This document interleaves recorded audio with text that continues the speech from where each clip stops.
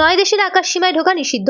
পশ্চিম এশিয়ায় সংঘাতের পরিস্থিতি বাড়তে থাকায় নিরাপত্তাজনিত কারণে বৃহস্পতিবার ওই অঞ্চলের 9টি দেশের আকাশসীমা এড়িয়ে চলার জন্য ভারতীয় বিমান সংস্থাগুলিকে নির্দেশ দিয়েছে বিমান পরিবহন নিয়ামক সংস্থা ডিজিসিএ। ইরানে আমেরিকা এবং ইসরায়েলের সাম্প্রতিক বিমান হানার প্রেক্ষিতে পাল্টা হানার আশঙ্কায় ওইসব দেশের আকাশসীমা নিরাপদ নয় বলেই মনে করেছে ডিজিসিএ। যেসব দেশের আকাশসীমা এড়িয়ে চলার কথা বলা হয়েছে সেই সব দেশ হলো Bahrain, Iran, Iraq, Israel, Jordan, Kuwait, Lebanon, Qatar এবং সংযুক্ত আরব আমিরশাহী। এছাড়াও ওমান এবং সৌদি আরবের আকাশসীমা ব্যবহার করার ক্ষেত্রে বেশ কিছু শর্ত আরোপ করা হয়েছে।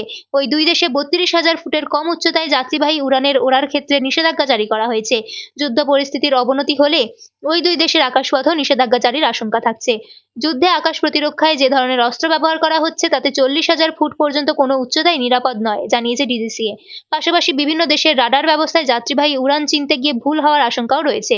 ওই ব্যবস্থার ত্রুটিতে আমেরিকার সামরিক বিমানও আকাশ প্রতিরক্ষা ব্যবস্থার নিশানার মুখে পড়েছে। সম্প্রতি European union of aviation safety agency সতর্কতা জারি করেছে। তা খুঁটিয়ে দেখে ডিজিসিএ এর পক্ষ থেকে যাত্রীবাহী বিমানের সুরক্ষায় ওই নিষেধাজ্ঞা জারি হয়েছে। অতীতে যুদ্ধ পরিস্থিতির মধ্যে মালয়েশিয়ান এয়ারলাইন্সের বিমান MH17 2014 সালে 283 জন যাত্রী নিয়ে ইউক্রেনের কাছে ভেঙে পড়ে। দুর্ঘটনায় 283 জন যাত্রী ছাড়াও 15 জন বিমান কর্মী নিহত হন।